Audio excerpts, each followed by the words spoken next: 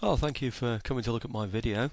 This is a video that's taken by someone else while I was demonstrating my Josef Moxon replica 17th century lathe at the Belbroughton show this year. Fantastic. It's a Scarecrow show, and I really enjoyed it. There are hundreds and hundreds of people walking around, and you'll see later as the video starts children turning the lathe themselves. Somebody put a paper bag hanging on the side of it there. That's not part of the lathe.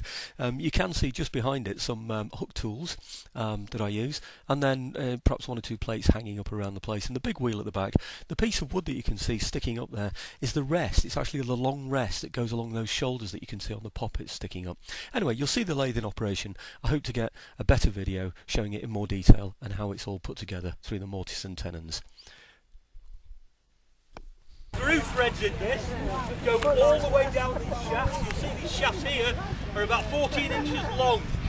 I can turn a screw thread using this. You can't do that on a pole lathe because it has to continually go back.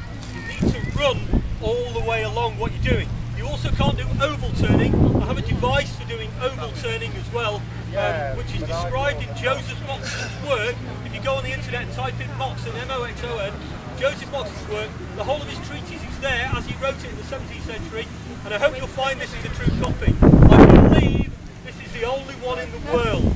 I've never seen one before, never had anybody describe one. I know a lot of wood turners who are interested in historical reproduction. I believe this is the only true reproduction. The wheel at the back you see was made by the Queen's wheelwright for me.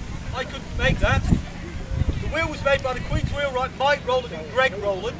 It only arrived 2 weeks ago, so we're quite new, and this is the first demonstration this has been at. The fellows, that's the rim that goes around the outside, is ash. The spokes are all oak, and the elm hub is strong in the centre, and we used elm. You know, all our elm died out in our country through Dutch elm disease. We're bringing it back now, and we can still buy abroad. There are still some places. The whole thing, a period wood, this is quarter sawn oak. Josef Moxon specifies it should be quarter sawn oak, because that's how the English cut oak.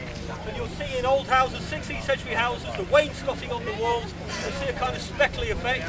That's because of the way the oak is cut.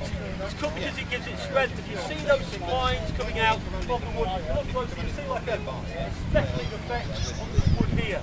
That's what you see when the wood is quarter sawn oak. This is cut by the quarter sawn oak company. It's been a 5-year project in the making. You're the first people to ever see it. A true 17th century lathe. A turner would have done 7 years, from 14 years old to 21 years old, and then become a journeyman. How long did it take to make that lathe? Struggles with something. Oval turning as well. Very difficult to do that on alternate rotation. And of course, an alternate rotation, you're only turning when it comes down. And you're only turning what you push. Yeah? Which is not much more different than you can hand play along. Yeah. Not very efficient. Josef Moxon talks about this as dealing with great work, but also ridding off work late. I'm not exaggerating too much to say probably 10 times faster than I could with a pole lathe. There were no bodges in the 17th century, that would have been illegal. You did a 7-year apprenticeship as a wood turner. The reason why you did that was because dried goods were sold in boxes. There's no such thing as cardboard, all boxes were wood. Inside the wooden box would be a measure. That measure was used by farmers for grain. It was also used for spice merchants as well for nutmeg. Nutmeg was more expensive than gold. When I put a measure inside a box that I make and put my mark on the bottom of it, that's because I'm part of a guild. Henry VIII insisted that wood turners were part of a guild for that reason. Otherwise, anybody can make a box, anybody can put a measure on it, and you can sell short measures. So, once we get a bit of speed on here, I'll make a few more shavings, and anybody that's got some rabbits or guinea pigs, oh really?